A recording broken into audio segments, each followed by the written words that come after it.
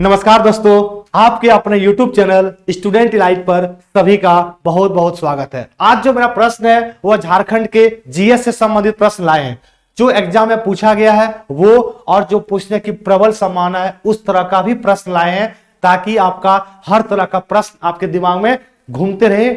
ठीक है ना। आइए, तो पहला प्रश्न कहता है कि मस्तिष्क के किस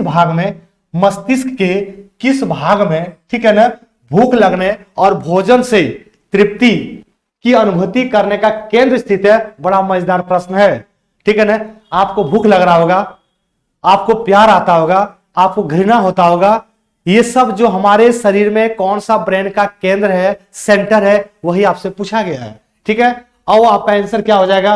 पहला बोलता है प्रमस्तिष्क गोलार्ध में, अनुमस्तिष्क में, हाइपोथैलेमस में या मेडुला में। तो आंसर क्या हो जाएगा इसका? अगर आपको भूख, प्यास, प्यार, घृणा, इतने सारे अगर आपका फीलिंग आ रहा है तो इसका सेंटर कहा जाता है हाइपोथैलेमस। ऑप्शन नंबर क्या हो जाएगा? सी। अब बात को समझेंगे।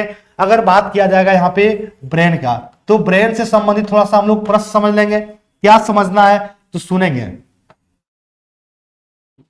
क्योंकि आप लोग बोलते ही है कि सर डिटेल में बताइए, तो हम भी छोड़ेंगे नहीं। अगर ब्रेन का बात किया गया है तो सबसे पहले ब्रेन के स्टडी को क्या कहते हैं? तो न्यूरोलॉजी। क्या बोलते हैं? ब्रेन के स्टडी को कहते हैं न्यूरोलॉजी। फिर बात करते हैं कि ब्रेन किस सेल से बना हुआ है, तो याद रखेंगे न्यूरॉन। किस सेल से बना हुआ है? तो न्यूरॉन सेल से बना हुआ है। फिर बात करते हैं कि ब्रेन जो है इसका वजन कितना होता है, तो ध्यान रखना है 1250 ग्राम से 1400 ग्राम के आसपास होता है इनका वेट ब्रेन का। फिर बात करते हैं कि ब्रेन का सबसे कम रीजनरेशन पावर होता है। ठीक है ना। ब्रेन जो होता है रीजनरेशन पावर क्या होता है? सबसे कम होता है किसका? ब्रेन का। फिर अगर बात करते हैं कि ब्रेन जो होता है यह किस खोल में बंद रहता है, तो क्रेनियम। किस खोल में बंद रहता है? तो क्रेनियम वाले खोल में बंद रहता है ब्रेन, मस्तिष्क। फिर अगर बात करते हैं कि जो ब्रेन है वह कितने भाग है, तो ब्रेन के 3 भाग है। कितने भाग? तो ब्रेन के 3 भाग हैं। कौन कौन सा? तो पहला याद रखेंगे, एक होता है फोर ब्रेन, बीच में होता है मिड ब्रेन और अंत में यानी तीसरा कहते हैं हिंड ब्रेन। कौन सा ब्रेन? Hind brain. ये 3 ब्रेन हो गया। फिर समझेंगे हर बात को, पहले आप समझेंगे ऑब्जेक्टिव प्रश्न तो बनाना है ही, और हम सारे कराएंगे मॉक टेस्ट। ठीक है। अब यहाँ पे बात था कि सर जो फोर ब्रेन है इसका 3 पार्ट होता है। कौन कौन सा? एक तो होता है थैलेमस, दूसरा होता है हाइपोथैलेमस, ठीक है ना, और तीसरा होता है सेरेब्रम। कान खोल के सुन लेंगे जितना डिटेल बता रहे हैं। ठीक है ना। अब समझेंगे सारी बात को। अब जो मिड ब्रेन होता है यहां भी सुनेंगे कि इसका जो मिड ब्रेन होता है वो यहां पे हो जाएगा आई यानी आंख, और क्या हो जाएगा? कान। ठीक है ना। आई और ईयर। ठीक है। बात करते हैं हिंड ब्रेन का, तो हिंड ब्रेन में क्या हो जाएगा? यहां पे 2 होता है। कौन कौन सा? एक तो होता है मेडुला, एक होगा मेडुला, और दूसरा क्या होगा? सेरेबेलम। चलिए ये समझ गए। ये सारे हमारा ब्रेन का 3 पार्ट हो जाएगा। फोर ब्रेन मतलब अग्रभाग, मिड ब्रेन मतलब मध्य भाग, और हिंड ब्रेन मतलब होता है पश्चिम भाग। ठीक है। अच्छा, इसी को कहा जाता है, हम लोग क्या कहते हैं? प्रमस्तिष्क। इसको क्या कहते हैं? प्रमस्तिष्क। और इसको क्या कहते हैं? अनुमस्तिष्क। ये भी क्लियर हो गया, क्योंकि कई सारे बच्चों को ये भी पता नहीं चलता है कि सर किसको कहते हैं प्रमस्तिष्क और किसको कहते हैं अनुमस्तिष्क। ये क्लियर हो गया। अब अगर बात करते हैं कि सर जो थैलेमस वाला भाग है, ये जो थैलेमस है पहला भाग, इसका काम क्या है, तो ये याद रखेंगे जितने भी होते हैं गर्म, ठंडा, ये सारा फीलिंग करता है कौन? थैलेमस। अब जो हाइपोथैलेमस है ये आपसे प्रश्न पूछा गया था, जैसे आपका हो जाएगा भूख, प्यास, प्यार, घृणा, ये सारे जो फीलिंग का सेंटर है वो हाइपोथैलेमस है। और सेरेब्रम जो हो जाएगा ये आपका कह सकते हैं थिंकिंग। ठीक है ना। थिंकिंग पावर, जितने भी हम लोग जो सोचते हैं, जितना भी हम लोग सोचते हैं तार्किक जो आता है वो सारे सेरेब्रम का काम है। ठीक है। अब आंख और कान तो पता ही होगा, आंख से हम लोग आई से क्या कर सकते हैं, किसी वस्तु को देख सकते हैं, और कान से किसी वस्तु को सुन सकते हैं, किसी ध्वनि को सुन सकते हैं। मेडुला क्या होता है ये भी समझ आएंगे। जो मेडुला है इसका काम है अनैच्छिक क्रियाओं पर नियंत्रण रखना, जैसे श्वसन, रिस्पायरेशन। फिर वो बात करते हैं हार्ट बीट, ये समझ में आ गया। पल्स रेट, ये सारा कौन करता है, मेडुला। जो सेरेबेलम होता है ये काम करता है, सेरेबेलम हमारे बॉडी को बैलेंस रखता है। क्या करता है कि बॉडी को बैलेंस रखता है, ठीक है ना। चलिए ये सारी बात हम लोग समझ में आ गया। अब जो हम लोग डिटेल आपको बता दिए, इससे कई सारे प्रश्न बनेगा, आप गारंटी है। आप इस वीडियो को जरूर देखेंगे अंत तक, जीएस का कह सकते हैं तांडव मचा देंगे आपके पास, ठीक है ना। तो आइए, पहला प्रश्न पूछा गया था कि मस्तिष्क के किस भाग में भूख लगने और भोजन से तृप्ति का अनुभव मिलता है, आंसर हाइपोथैलेमस। अगला प्रश्न आते हैं कि सेरेब्रम, क्या पूछा है कि सेरेब्रम किससे संबंधित है, देख लीजिए। अभी हम बताए सेरेब्रम किससे संबंधित है, देख लीजिए। तो यहां पे ऑप्शन दिया हुआ है अकृत, ऑप्शन है अकृत, हृदय, मस्तिष्क और नाड़ी। तो आंसर क्या हो जाएगा, मस्तिष्क। और मस्तिष्क के बारे में पहला प्रश्न में डिटेल आपको बता दिए। अब देखिए यहां पे अकृत है, इसको हम लोग देखेंगे। यकृत के बारे में, यकृत के बारे में देखेंगे। सबसे पहले यकृत जो होता है हमारे सबसे बड़ा ग्लैंड होता है, ठीक है। लिखेंगे सबसे बड़ा ग्लैंड,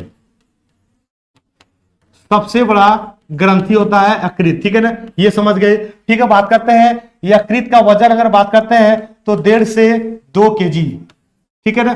फिर देखेंगे यकृत का, अगर हम लोग बात करते हैं वर्क क्या है, तो पीत का निर्माण करना, मतलब बाइल जूस, ठीक है। बाइल जूस को हिंदी में क्या कहते हैं, पीत वर्णक, ये हो गया। फिर अगर बात करते हैं हम लोग कि पीत का तो निर्माण कर दिया, लेकिन पीत कहां पे जमा होता है, ये बाइल जूस जाके जमा कहां होता है, तो दोस्त याद रखने हैं ये पित्ताशय में जमा होता है। कहां पे, पित्ताशय में। और पित्ताशय कहते हैं इंग्लिश में गॉल ब्लैडर, क्या कहते हैं, गॉल ब्लैडर। जरूर देखना है जीएस का, आज का जो हम लोग का जो मेरा सेशन है, आपको मजा आ जाएगा ये जीएस पढ़ करके, ठीक है ना। फुल्ली डिटेल बताएंगे आपको। तो बाइल जूस समझ गए।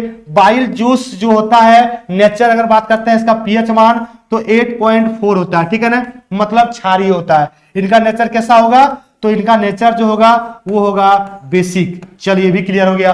फिर बात करते हैं और लिवर का काम क्या है, तो सबसे इंपॉर्टेंट तो ये है सर कि लिवर का काम है यूरिया का बनाना। क्या करना, यूरिया का निर्माण करना। और यूरिया अगर अमोनिया में कन्वर्ट हो गया तो फिर से उनको यूरिया में लाना। ये अकृत के बारे में सारा आपका हो गया। आपका आंसर क्या हो जाएगा, मस्तिष्क। अच्छा, जो हृदय है, हार्ट है, ठीक है ना, ये हार्ट। तो हार्ट के सबसे पहले बात करते हैं, हमारे स्तनधारी जितने होते हैं प्राणी, उसमें हार्ट का जो चेंबर होता है वह कितने होते हैं, तो 4 चेंबर होते हैं। कितने, 4 चेंबर। हार्ट का काम क्या है, तो ब्लड को क्या करना, पंपिंग करना। हार्ट का काम है ब्लड पंपिंग करना। और ब्लड फिल्ट्रेशन का जो काम है वह किसका है, तो वह किडनी का काम है। और अगर बात करते हैं ब्लड प्यूरिफिकेशन का काम, तो वह किसका हो जाएगा, लंग्स का हो जाएगा। समझ लेंगे तीनों टर्म।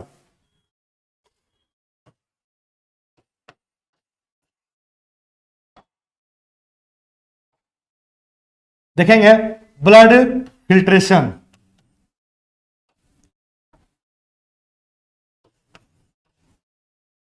जो ब्लड फिल्ट्रेशन का काम करता है ये कौन करेगा, तो किडनी करेगा, ठीक है ना। फिर अगर बात करते हैं कि ब्लड फिल्ट्रेशन हो गया, ठीक है, ब्लड प्यूरिफिकेशन, ब्लड प्यूरिफिकेशन का काम करता है कौन, प्यूरिफिकेशन का काम करेगा लंग्स। कौन करेगा, लंग्स मींस फेफड़ा। ठीक है, बात करते हैं ब्लड पंप,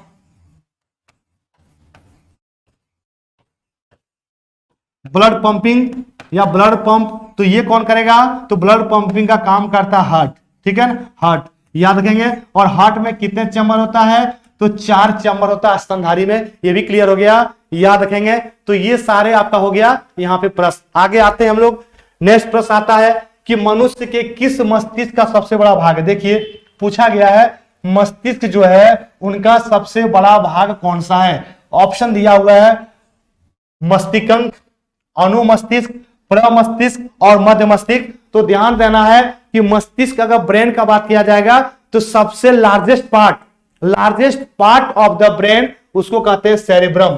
क्या कहते हैं? सेरेब्रम। ऑप्शन नंबर क्या हो जाएगा? सी। और याद रखना दोस्त, ये जो है हमारा ब्रेन का 2/3, ब्रेन का 2/3 जो होता है पार्ट, वो प्रमस्तिष्क होता है। और ये भी ध्यान रखना है कि प्रमस्तिष्क जो कार्य है इसका क्या है? सोच। ठीक है ना, जितना भी थिंकिंग पावर है सब यहीं पे इसका सेंटर है।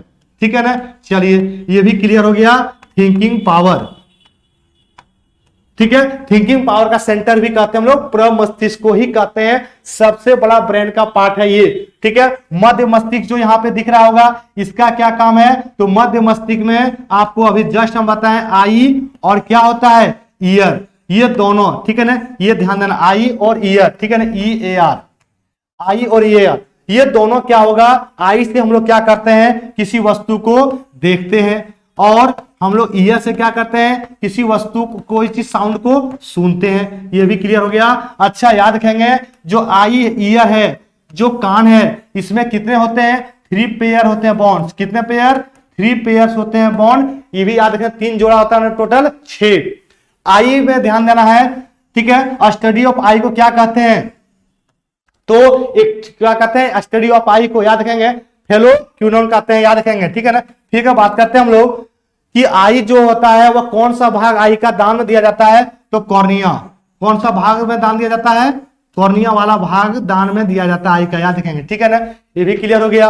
अब अगर बात करते हैं हम लोग आई में इमेज कहां बनता है? आई में इमेज जो बनेगा वह बनता है रेटिना वाले भाग में। कहां पे बनता है? रेटिना में क्या बनता है? इमेज। ठीक है ना, चलिए ये भी क्लियर हो गया। अब ये भी बात करते हैं कि आई में जो कलर निर्धारण करता है वो कौन करेगा? तो आइरिस। कौन करता है? आइरिस। तो सारी बात को हम क्लियर कर रहे हैं। ये देखिए आइरिस हो गया। फिर सुन लेंगे, रेटिना में इमेज बनता है। 2 प्रश्न हो गया। आई का कौन सा भाग दान में दिया जाता है? कॉर्निया। ये 3 प्रश्न हो गया। ठीक है ना, अब ये समझ गए।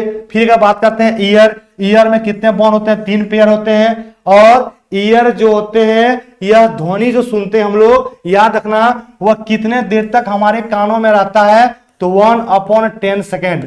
1/10 सेकेंड तक रहता है। दोस्त याद रखना, साउंड एक लॉन्गिट्यूड है, अनुदैर्ध्य तरंग है। ये भी क्लियर हो गया आपको। तो सारे बात क्लियर हो गया। आगे प्रश्न आते हैं हम लोग। अगला प्रश्न आते हैं कि मानव शरीर की किन कोशिकाओं में सबसे कम पुनर्योजन शक्ति होती है? तो आपको यह पता होना चाहिए कि सबसे कम पुनर्योजन मतलब मिनिमम रीजनरेशन पावर, मतलब जो उसमें कह सकते हैं एक बार अगर डैमेज हो गया, एक बार अगर नष्ट हो गया तो दोबारा फिर से वापस नहीं बन सकता। इस बात को हम बता रहे थे, रीजनरेशन पावर किसमें कम होता है। और एक बार सभी लोग शेयर कर देंगे। धमाकेदार से चल रहा है जीएस का क्लास, एक एक चीज आपको बता दे रहे हैं, एक एक चीज टर्म क्लियर कर देंगे। तो यहां पे ध्यान देना कि सबसे कम जो रीजनरेशन पावर होता है वह किसका होगा? तो ब्रेन का होता है। हम बता दिए थे, एक बार अगर ब्रेन का सेल अगर नष्ट हो जाएगा दोबारा वापस नहीं बनेगा।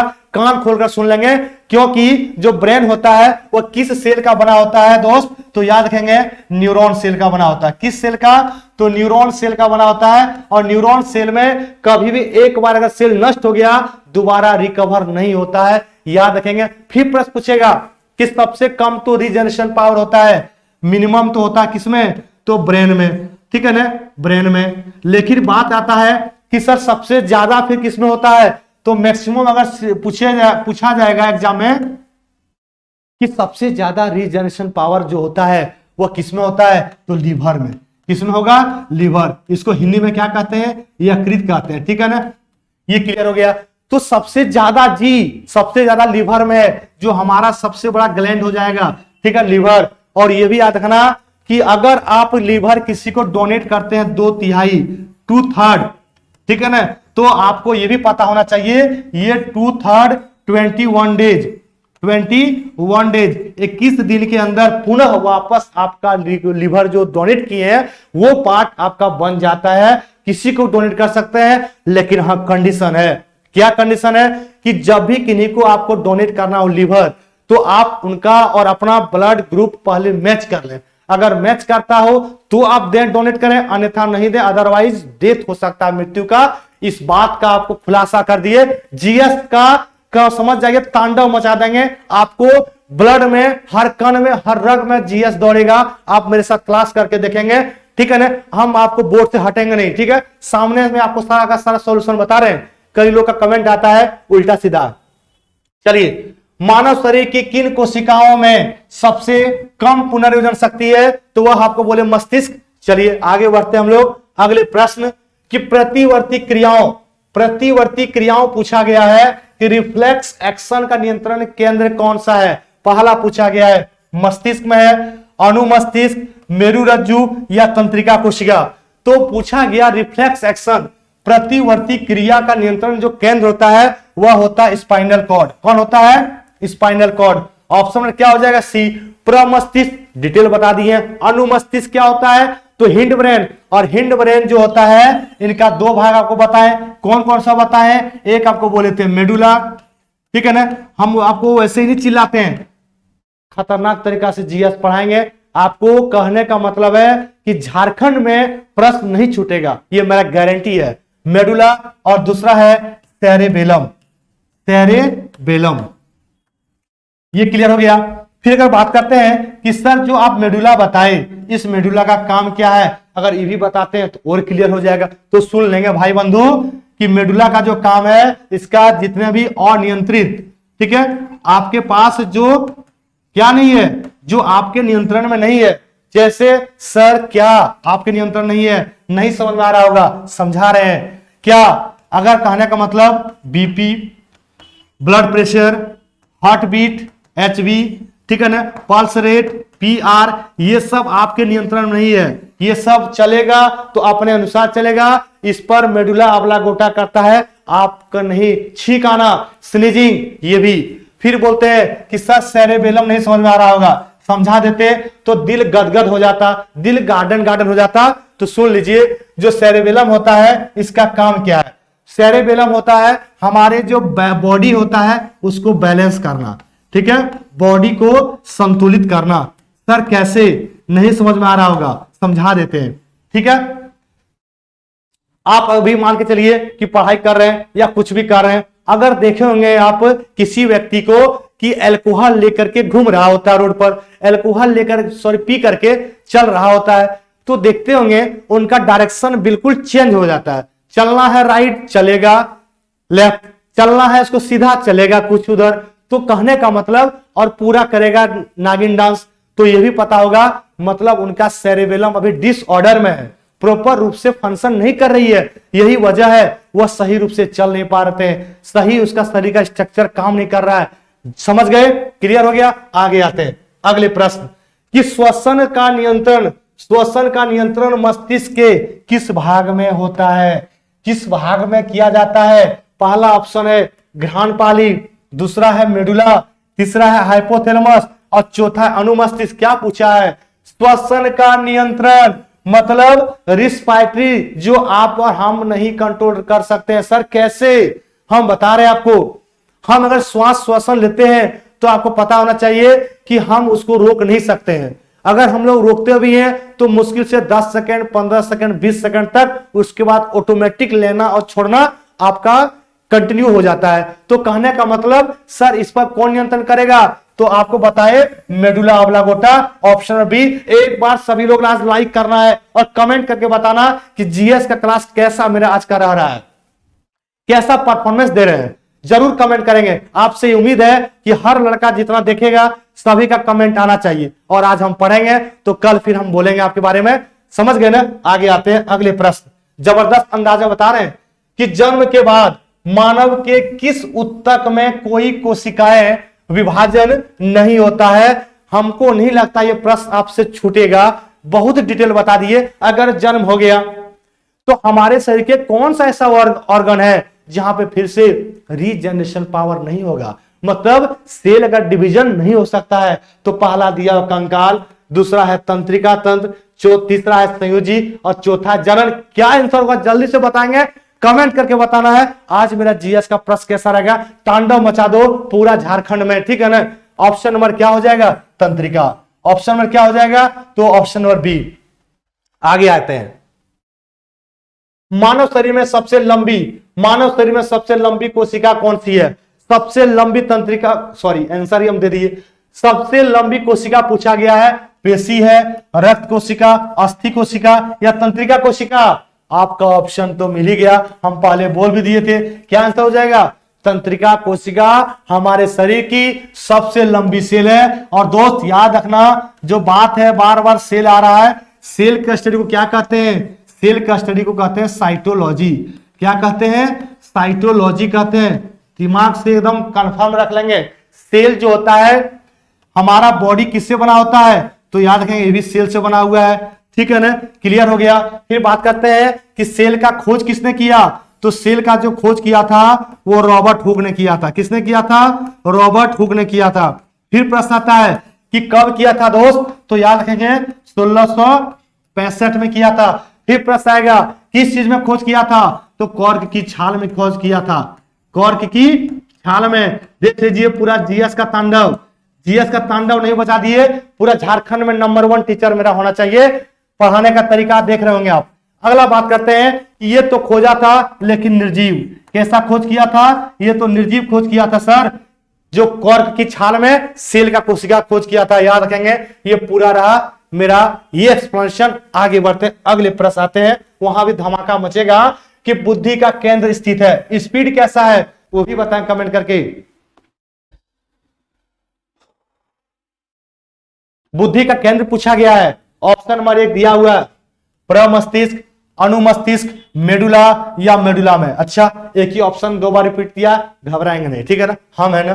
तो बुद्धि का केंद्र क्या हो जाएगा? सेरेब्रम। हम आपको बोले थे बुद्धि का केंद्र हो, तार्किक हो, थिंकिंग पावर हो, सारा सेंटर ही आपको सेरेब्रम कहता है। और दोस्त ये भी याद रखना, सबसे बड़ा जो है ब्रेन का सबसे बड़ा भाग है, ब्रेन का सबसे बड़ा भाग कौन सा हो जाएगा? ये ही हो जाएगा सेरेब्रम।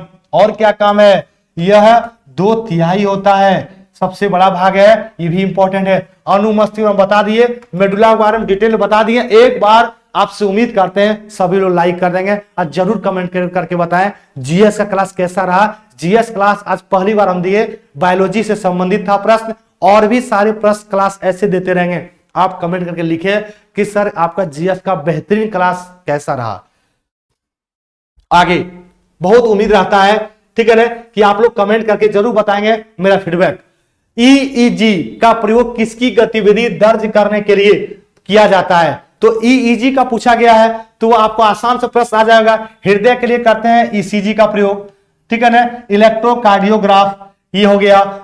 अब अगर बात करते हैं जो ईजी होता है यह मस्तिष्क के लिए होता है, ठीक है ना, किससे होता है? मस्तिष्क का होता है।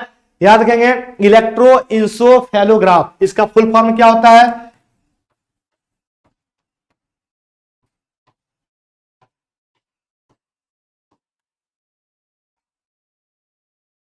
चलिए ये हो गया। और ईसीजी का इलेक्ट्रोकार्डियोग्राफ, ठीक है ना।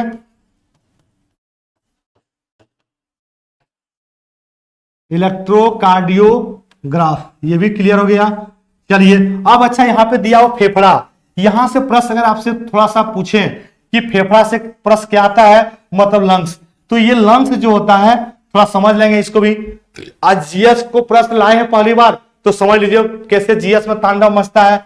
लंग्स, फेफड़ा क्या काम है?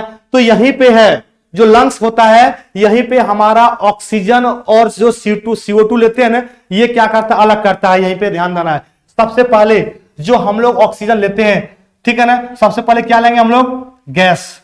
अब गैस में कई सारे मिश्रण होता है, वातावरण में जितने सारे गैस है वो ले लिए। अब क्या होता है, ये गैस लेने के बाद सबसे पहले नोज के थ्रू लेंगे क्या? ये गैस। अब नोज के बाद कहां जाएगा? तो नोज के बाद जाएगा विंड पाइप में, विंड पाइप में, ठीक है। विंड पाइप के बाद जाता है लंग्स में। और दोस्त याद रखना है कि लंग्स में क्या होता है? लंग्स में 2 लंग्स होते हैं हम लोगों का, राइट और लेफ्ट। और लंग्स में रहता है ब्लड, लंग्स में रहता है ब्लड। और ब्लड में क्या मिल गया? अब ब्लड में याद रखेंगे O2 का होता है सॉल्युबल, ब्लड में O2 का होता है सॉल्युबल, जबकि CO2 का होता है आउट। तो ब्लड में सबसे ज्यादा ब्लड में जो सॉल्युबल होता है वो O2 ही होता है। तो O2 मिल जाएगा ब्लड में, और ब्लड कहां तक पहुंचा देगा? वो पहुंचा देगा हमारे सेल तक, और हमारा जो बॉडी बना वो सेल से बना हुआ है। तो ये होता है लंग्स का काम। तो पता चल गया होगा कि लंग्स का अगर बात करते हैं बेसिक यूनिट किसको कहते हैं, लंग्स का बेसिक यूनिट किसको कहते हैं, तो ये भी ध्यान देना है। लंग्स का बेसिक यूनिट एल्व्यूली कहते हैं, एल्व्यूली, ठीक है ना। और एल्व्यूली को कहते हैं हिंदी में क्या, कुपिका। क्या कहते हैं, कुपिका। जबरदस्त अंदाज में आपको कंटेंट दे रहे हैं, इतना खतरनाक तो कंटेंट दे रहे हैं आपको। और फिर सुन लेंगे रिस्पायरेटरी सिस्टम जो होता है, नोज, नोज के बाद विंड पाइप, फिर क्या होता है ब्रोंक। अब देखिएगा विंड पाइप के बाद क्या होगा, जो हम लोग का होता है फेरिंग्स, लैरिंग्स, ब्रोंकाई, ब्रोंकाइटिस, लंग्स। काम तमाम। मजा लग रहा होगा, मजेदार सेशन चला रहे जीएस का, ठीक है ना। तो आपका आंसर यहां पे क्या हो जाएगा, पूछा था इजी का ना, आपका आंसर हो जाएगा मस्तिष्क, सी नंबर। आगे बात करते हैं, अगले प्रश्न आते हैं, बहुत अभी डिस्कस करना है। वायुमंडल में पूछा सबसे अधिक मात्रा में कौन सी गैस पाई जाती है, ठीक है। वायुमंडल में पूछा गया है कौन सी गैस सबसे ज्यादा पाया जाता है, आसान तो है। सबसे ज्यादा कौन सा गैस होता है, नाइट्रोजन। कितना परसेंट, 78%। फिर क्या है, ऑक्सीजन वायुमंडल में, और वो भी कितना परसेंट, 21% है। फिर क्या बात करते हैं कि CO2 कितना परसेंट है, तो 0.03% है। ध्यान देना, ये भी बहुत इंपॉर्टेंट है। अब देखिए सबसे अधिक गैस, आपका आंसर क्या हो जाएगा, नाइट्रोजन। एक बात और ध्यान रखना है, क्या ध्यान रखना है कि नाइट्रोजन 78% तो है बिल्कुल सर, लेकिन हम लोग जो नाइट्रोजन होता है वह पूरा का पूरा 78% वापस फिर क्या कर देते हैं, हम लोग निकाल भी देते हैं। क्या करते हैं, आउट भी कर देते हैं। पूछता एग्जाम में CO2 का कितना परसेंट बाहर करते हैं, तो 4%। कितना परसेंट बाहर करते हैं, तो 4%। ये भी आपको क्लियर कर दिए हम। आगे बढ़ते हैं। ऑक्सीजन जो होता है, ऑक्सीजन सबसे इंपॉर्टेंट, हमारे ब्लड में क्या होता है, बहुत तेज गति से क्या होता है, सॉल्युबल है। लेकिन याद रखना ऑक्सीजन से भी ज्यादा अगर ब्लड को मिल गया CO का कहने मतलब कार्बन मोनोऑक्साइड, तो कहा जाता है ऑक्सीजन की तुलना में 200 गुना अधिक तेजी से घुलता है। और इसे कहते हैं कार्बन मोनोऑक्साइड को साइलेंट किलर गैस, दम घुटने वाली गैस कहा जाता है इसको। आगे प्रश्न आएंगे, कौन सी गैस है जो ग्रीन हाउस को ज्यादा इफेक्ट करता है, तो कौन हो जाएगा, carbon dioxide. Green house gas को सबसे ज्यादा इफेक्ट करता है। तो ग्रीन हाउस गैस में कौन कौन सी गैस होती है, सबसे ज्यादा आपको ध्यान देना है, वह कौन सा होता है, CO2। फिर क्या होता है, तो CH4 यानी मीथेन। फिर क्या होता है, नाइट्रस ऑक्साइड होता है, नाइट्रस ऑक्साइड होता है। ये सब होता है आपका ग्रीन हाउस गैस में। फिर सुनेंगे ग्रीन हाउस गैस में क्या हुआ कि ये जो CO2 है ये मात्रा बढ़ता गया। जब बढ़ता गया तो हमारे जो अर्थ है टेम्परेचर और बढ़ेगा, तो फिर मानव को रहना क्या हो जाएगा, समस्या आ जाएगा। तो हुआ क्या ना, एक बैठक होता है, इसके लिए एक प्रोटोकॉल लाया जाता है जिसको कहते हैं क्योटो प्रोटोकॉल। कौन सा प्रोटोकॉल, क्योटो प्रोटोकॉल लाया जाता है। और ध्यान देना कि क्योटो प्रोटोकॉल कब लाया जाता है, ठीक है ना। तो क्योटो प्रोटोकॉल जो आया जाता है यह 1997, कब लाया जाता है, 1997 और 11 दिसंबर, डेट रहता है 11 दिसंबर। इतना डिप्ली बता दे रहे हैं। और सुनेंगे क्योटो प्रोटोकॉल जो होता है यह जगह कहां रहता है, क्योटो तो आपको पता होगा, जापान, ठीक है ना। चलिए फिर पूछेंगे यह लागू कब से हुआ, तो दोस्त याद रखेंगे 2005 से यह लागू होता है, ठीक है। यह क्योटो प्रोटोकॉल क्या है, कई लोगों को समझ में नहीं आ रहा होगा। यह कई कह सकते हैं डेवलप्ड कंट्री, विकसित देशों का एक सम्मेलन था जिससे CO2 CFC गैस में रिड्यूस किया जाए, कम करने के लिए ऐसा प्रोटोकॉल लाया गया था। आपको प्रश्न क्लियर हो गया होगा अब, ठीक है ना। चलिए तो आपका आंसर क्या हो गया, कार्बन डाइऑक्साइड। आगे आते हैं, भूपृष्ठ से परावर्तित अवरक्त की विकिरण अवशोषण के द्वारा भूमंडल के तापमान में वृद्धि की प्रक्रिया को क्या कहते हैं, तो आपका क्या हो जाएगा, प्रश्न वही आ गया, ग्रीन हाउस प्रभाव कहते हैं ना, सबसे ज्यादा वही है। अच्छा, सुनामी तो जानते ही हैं जो लहरों में आता है। भूकंप के अध्ययन क्या कहते हैं, तो सिस्मोलॉजी।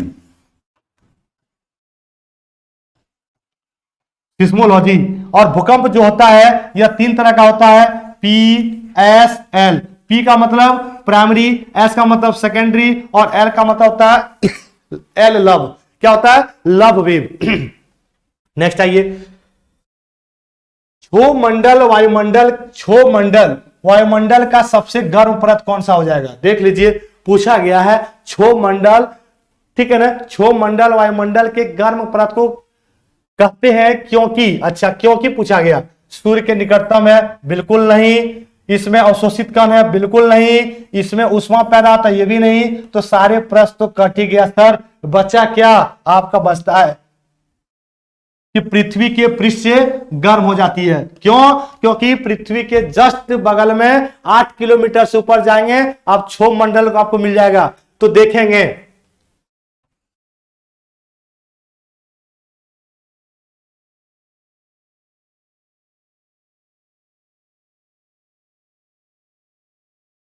ठीक है ना, ये आपको देख लेंगे, ये भी आज क्लियर कर लीजिए आप लोग। ठीक है ना, ये जो होता है, ये होता है क्षोभमंडल, जो अर्थ के पास है, क्षोभमंडल। ठीक है, बात करते हैं क्षोभमंडल के बाद कौन सा हो जाएगा? तो ये है समताप मंडल। समताप मंडल। ठीक है, बात करते हैं समताप मंडल के बाद कौन हो जाएगा? तो मध्य मंडल। और नेक्स्ट क्या हो जाएगा? तो नेक्स्ट हो जाएगा आपका आयन मंडल।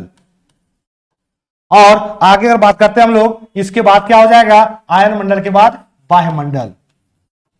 क्या हो जाएगा? वायुमंडल। ये सारा रहा आपको पांचों। फिर सुनेंगे, अब जो क्षोभमंडल है, ठीक है ना, ये क्षोभमंडल, यहीं पे सारा जितने भी होता है मौसमी घटनाक्रम सब यहीं पे होता है। ठीक है, ये भी क्लियर हो गया। जितना बादल, गरज, मलक सब यही होता है।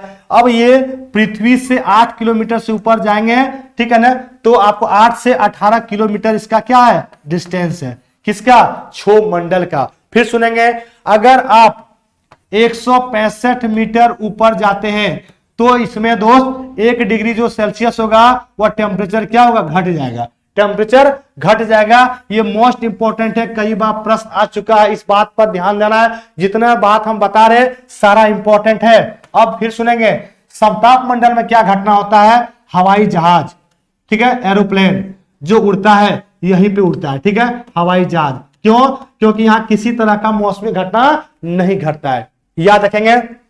सबसे इंपॉर्टेंट क्या बात है? इसी लेयर में एक परत होता है ओजोन। क्या होता है?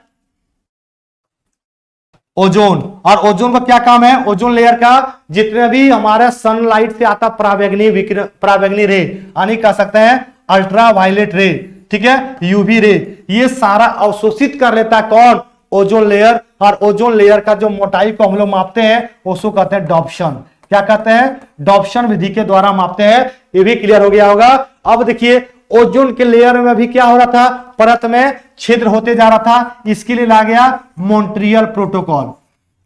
कौन सा? तो मॉन्ट्रियल प्रोटोकॉल लाया गया। और ये कब लाया जाता है? तो 1887 में। ये भी क्लियर हो गया। अब आइए, आयन मंडल में क्या होता है? जितने भी रेडियो या संचार से संबंधित है वो आयन मंडल में होगा। मध्य मंडल में क्या होता है?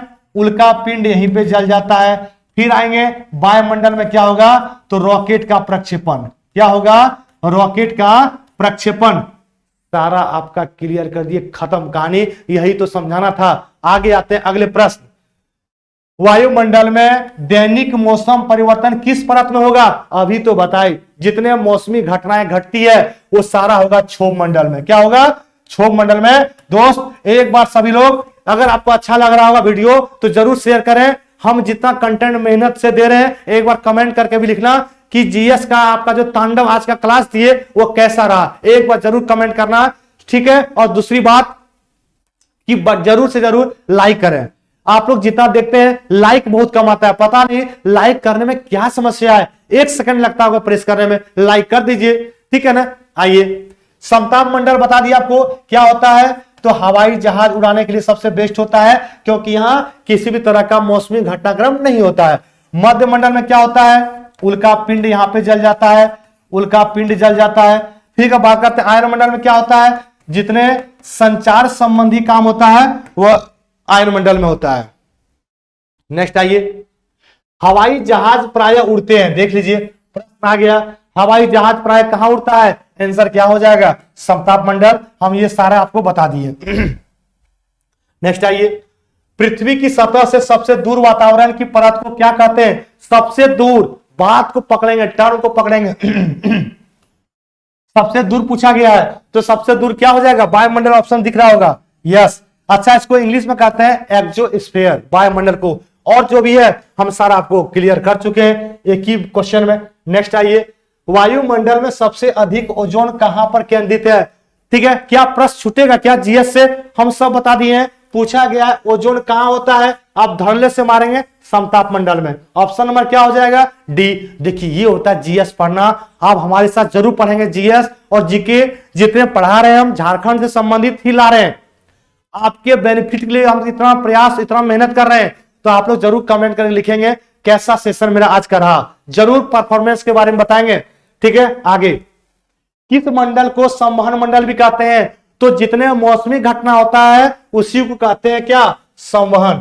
ठीक है ना, तो देख लीजिए मौसमी घटना हम बता दिए थे क्षोभ मंडल में होता है। आपका आंसर क्या हो गया? क्षोभ मंडल। ऑप्शन नंबर क्या हो जाएगा? ए। और जो भी प्रश्न देख रहे होंगे, स्टूडेंट बोल रहा होगा कि सर ऑप्शन को भी क्लियर कर दीजिए, तो सारा तो हम बता दिए हैं। अब आप देखेंगे प्रश्न नंबर 2-4 दिन पहले आपको क्लियर हो जाएगा।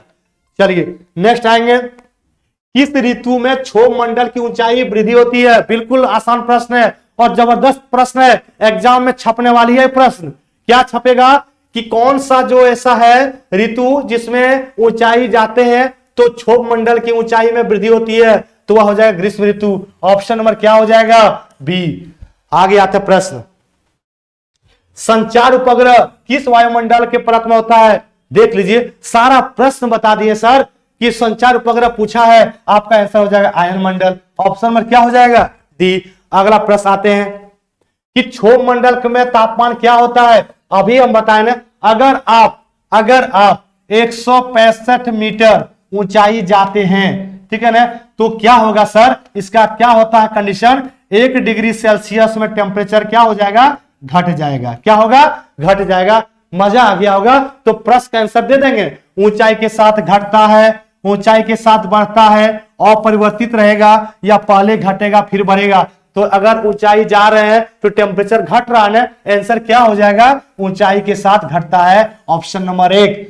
एक बार जरूर आज कमेंट करके लिखना होगा हर बच्चा को, जितना मेरा वीडियो देख रहे हैं। और झारखंड में पूरा फैला देंगे मेरा जीएस का जो बैच चल रहा है, ये जो सेशन चल रहा है इसको। ठीक है ना, अब आपके ऊपर है, ये डिपेंड कितना आप हमारे बारे में सोचते हैं और कितना हमको आप फेमस करते हैं। चलिए हम आपके लिए तो काम करते हुए आ रहे हैं। ओजोन परत मुख्यतः पाई जाती है, तो फिर से प्रश्न वही आया और आंसर हो जाएगा समताप मंडल। नेक्स्ट प्रश्न आएंगे जबरदस्त अंदाज में, वातावरण की कौन सी परत है जो रेडियो तरंगों को परावर्तित करती है? दोस्त, तो रेडियो तरंगों को परावर्तित कौन करेगा? जहां पे मिले रेडियो, जहां पे मिले संचार, तो आप तुरंत ऑप्शन खोजेंगे आयन मंडल कहां है। ऑप्शन नंबर क्या हो जाएगा? Option number D. तो ये रहा पूरा मेरा जीएस का प्रश्न तांडव। कैसा रहा वीडियो आप कमेंट करके बताएंगे, जरूर कमेंट करना है आज सभी को, क्योंकि हम कल जो वीडियो लाएंगे जीएस से संबंधित, फिर आपके कहने पर ताबड़तोड़ अंदाज में ऐसा ही चलेगा बैटिंग। ओके।